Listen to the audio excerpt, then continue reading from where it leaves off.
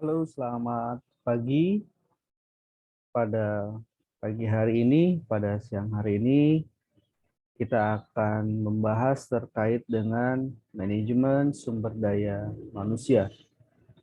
Seperti yang telah kita ketahui bahwa dalam bidang MSDM ini ada beberapa kategori, ya, ada rekrutmen, ada training, ada kompensasi, ada PR, dan lain-lain. Nah, pada kesempatan kali ini saya akan membahas terkait dengan PR atau Industrial Relationship. Oke, kita ikuti penjelasan lebih lanjut pada presentasi PowerPoint berikut ini.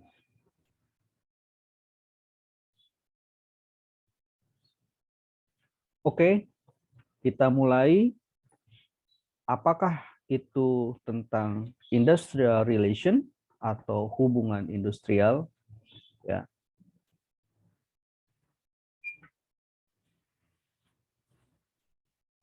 hubungan industrial atau industrial relation adalah hubungan pihak yang berkepentingan antara proses produksi baik barang maupun jasa di dalam perusahaan. Hubungan industrial mengambil istilah dari labor relation atau hubungan perburuhan. Nah, menurut definisi ILO, ya, the ILO state that industrial relation deal with either the relationship between the state and employers and worker organization or the relationship between the occupational organization themselves. Bahwa ILO menyatakan hubungan industrial berkaitan dengan hubungan antara negara dengan organisasi pengusaha dan pekerja, atau hubungan antara organisasi pekerja itu sendiri. Nah, kalau menurut para ahli, ya, hubungan industrial itu adalah suatu sistem hubungan yang terbentuk antara para pelaku dalam proses produksi barang dan atau jasa yang terdiri dari unsur pengusaha, pekerja atau buruh, dan unsur pemerintah yang didasarkan pada nilai-nilai Pancasila dan Undang-Undang Dasar Negara Republik Indonesia tahun 1945. Hubungan formal antara kelompok manajemen dan kelompok pekerja dalam suatu organisasi. Ini menurut ahli, yaitu dari Sondang Siagian tahun 2009. Nah, perlu diketahui bahwa ada dua aspek dominan di dalam industrial relation atau hubungan industrial. Yang pertama, the first, corporation. Modern industrial production is this even corporation between labor and capital. Here, labor stands for the workers who man the factories, mines, and other industrial establishment or services. Capital stands for the owners of business enterprise who supply the capital and on the final products. Nah, yang pertama yaitu korporasi. Ini produksi industri modern, ya, didasarkan pada korporasi antara tenaga kerja dan modal. Di sini tenaga kerja atau karyawan berarti para pekerja yang mengelola pabrik, ya, baik itu pertambangan dan perusahaan atau jasa industri lainnya. Modal berarti dari pemilik perusahaan, bisnis yang memasok modal dan memiliki produk akhir. Nah, and the second, conflict. The second aspect of the system of industrial relation today is the existence of conflict. Conflict, like cooperation, is inherent in the industrial relation set up of today. It becomes apparent when the industrial disputes resulting in strike and lockout become frequent. Nah, yang kedua yaitu konflik. Nah, aspek kedua dari konflik hubungan industrial saat ini adalah adanya konflik. Konflik seperti halnya kerjasama melekat dalam hubungan industrial yang dibangun saat ini. Hal ini menjadi jelas ketika perselisihan industrial yang mengakibatkan pemogokan dan penutupan sering terjadi di dalam perusahaan. Nah, apa saja sih sarana hubungan industrial itu? Nah, untuk mencapai hubungan industrial, nah ini ada beberapa sarana. Yang pertama adalah serikat pekerja atau serikat buruh atau bahasa Inggris itu labor union. Yang kedua, organisasi pengusaha. Yang ketiga, lembaga kerjasama bipartit. Yang keempat, lembaga kerjasama tripartit. Yang kelimanya, peraturan perusahaan. Selanjutnya, perjanjian kerja bersama. Selanjutnya, peraturan perundang-undangan ketenagakerjaan. Dan yang terakhir adalah lembaga penyelesaian perselisihan hubungan industrial atau lembaga PPHI. Oke, yang pertama, serikat pekerja. Apa sih serikat pekerja? What is the labor union? Ya, serikat pekerja adalah dibentuk dari dan oleh pekerja atau buruh di dalam perusahaan atau di luar perusahaan, bersifat bebas, terbuka, mandiri, demokratis, dan bertanggung jawab.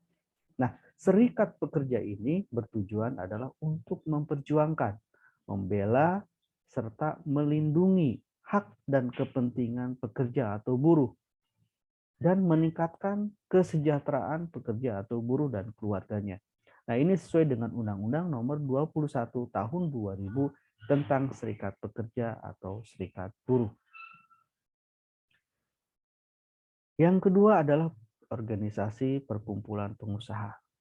Nah, organisasi perkumpulan pengusaha ini dibentuk berdasarkan kebutuhan para pengusaha, orang perseorangan, persekutuan, atau badan hukum yang menjalankan suatu perusahaan milik sendiri atau bukan miliknya dan berada di Indonesia atau sebagai wakil perusahaan yang berkedudukan di luar wilayah Indonesia.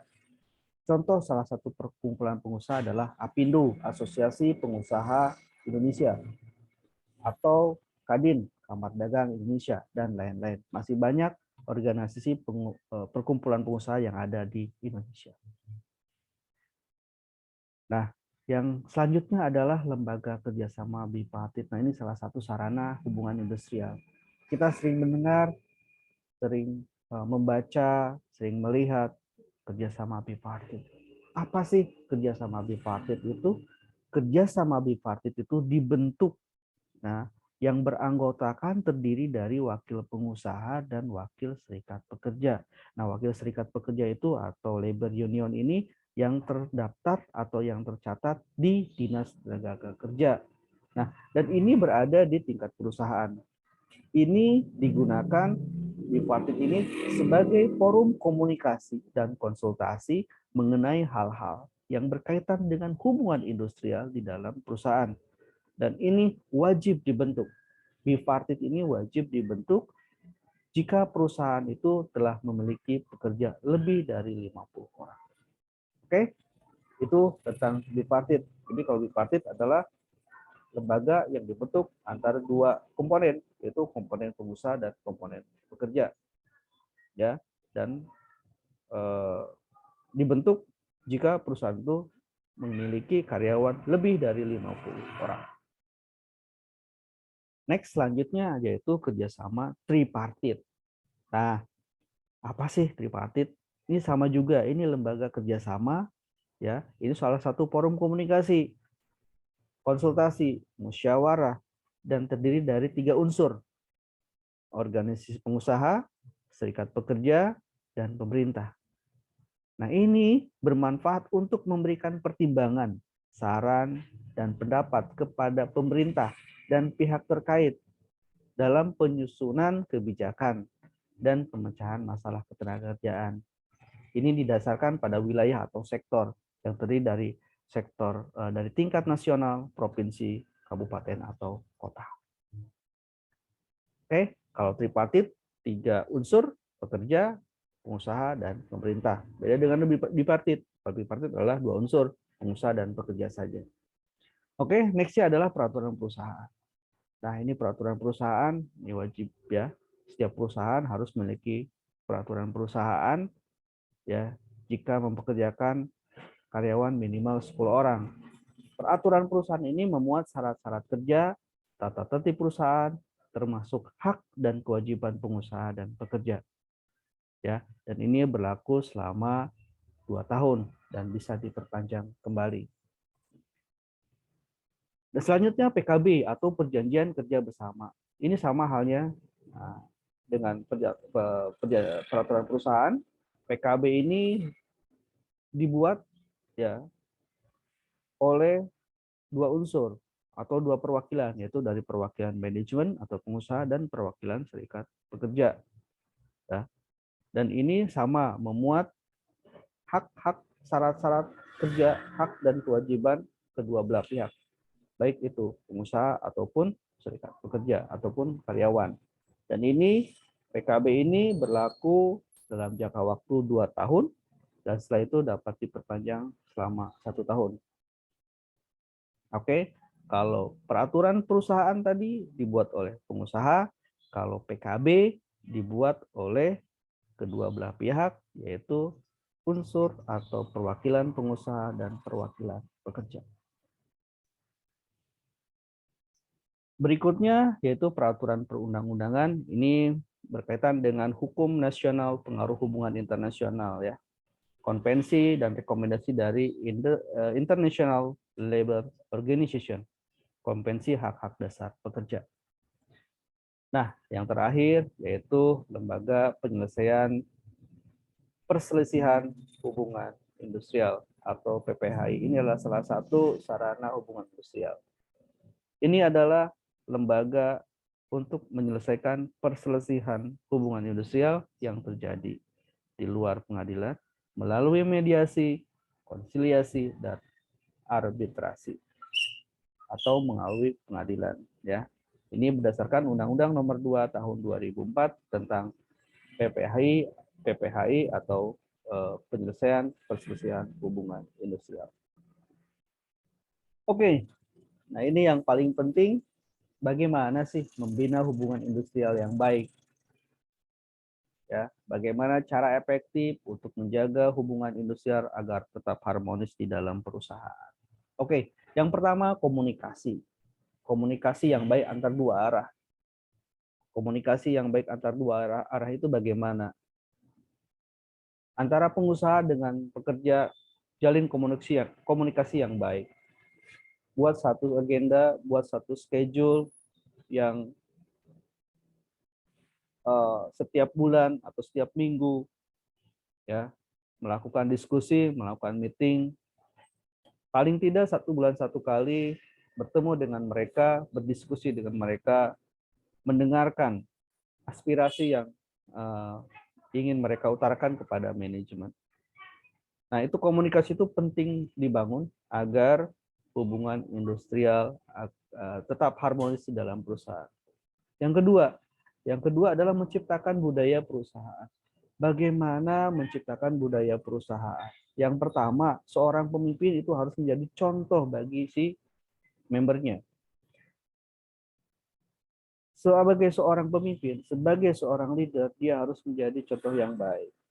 Nah, apabila si pemimpin itu berperilaku yang baik, maka dia akan dicontoh oleh membernya hal-hal yang baik pula. Atau kita membangun budaya salam. Selamat pagi, selamat siang, selamat sore. Kita bertemu dengan karyawan bertemu dengan atasannya bertemu dengan bawahannya, saling mengucapkan salam. Nah, itu salah satu budaya yang baik. ya. Jadi membangun atau menciptakan budaya yang baik di dalam perusahaan itu akan efektif dalam menjaga hubungan, ya, hubungan yang lebih harmonis antar karyawan dengan pengusaha. Yang ketiga, transparansi. Nah, di sini pihak pengusaha sebaiknya selalu transparansi, ya, memberikan informasi kepada karyawan, memberikan informasi kepada labor union bahwa kondisi perusahaan saat ini adalah seperti ini. Jadi tidak ada menutupi, ya, terhadap informasi yang terjadi dalam situasi perusahaan saat ini. Jadi terbuka kepada semuanya, terbuka juga kepada karyawan. Yang keempat adalah memberikan motivasi positif. Nah, memberikan motivasi kepada karyawan bagaimana supaya dia bekerja lebih baik lagi, lebih semangat lagi, lebih productivity lagi. Berikan pemahaman kepada mereka bahwa jika mereka bekerja baik, maka kedepannya perusahaan akan lebih baik juga dan kita bisa bekerja lama dan kita bisa memenuhi kebutuhan kita, baik diri sendiri ataupun keluarga. Dan kedepannya jika kita bekerja dengan baik, maka karir ataupun posisi level kedepannya akan semakin baik juga. Nah, motivasi positif itu harus kita berikan, harus kita tanamkan kepada karyawan agar karyawan merasa dihargain, merasa dilindungi, dan akhirnya akan terjadi hubungan yang harmonis antara karyawan dengan pengusaha. Nah, yang kelima adalah menjadikan peraturan pemerintah sebagai panduan. Maksud dari kata-kata ini adalah bahwa peraturan yang ada di dalam perusahaan itu tidak boleh lebih rendah dari peraturan yang sudah ditetapkan oleh pemerintah. Paling tidak sama dengan peraturan pemerintah atau lebih baik lebih di atas dari peraturan pemerintah. Karena kalau jika ada perusahaan membuat satu peraturan berada di bawah peraturan yang sudah ditetapkan oleh pemerintah, maka itu peraturan batal demi hukum, ya, dan tidak boleh dijalankan, dan karyawan pun berhak untuk melakukan penuntutan atas peraturan tersebut. Jadi buatlah peraturan yang sestandar mungkin ataupun lebih baik, paling tidak sama dengan peraturan yang sudah ditetapkan oleh pemerintah. Nah, yang terakhir adalah memahami perilaku karyawan. Nah, inilah tugas dari seorang HRD, karena seperti yang kita ketahui bahwa setiap manusia, setiap orang mempunyai karakter, mempunyai perilaku yang berbeda-beda. Nah, sebagai seorang HRD, bagaimana memperlakukan si A, bagaimana memperlakukan si B, bagaimana memperlakukan si C, bagaimana memperlakukan si D, dan yang lainnya. Karena pada saat kita berbicara, pada saat kita komunikasi dengan si A, perilakunya akan berbeda. Caranya akan berbeda ketika kita berbicara dengan si B atau si C. Oke? Nah, itu saja mungkin kesempatan kali ini kita bahas terkait dengan industrial relation, ya. Terima kasih atas perhatiannya. Semoga pembahasan terkait dengan industrial relation, ya, bermanfaat untuk rekan-rekan sekalian, dan kita akan bertemu kembali di pembahasan berikutnya. Sampai jumpa dan terima kasih atas perhatiannya. Assalamualaikum warahmatullahi wabarakatuh. Terima kasih.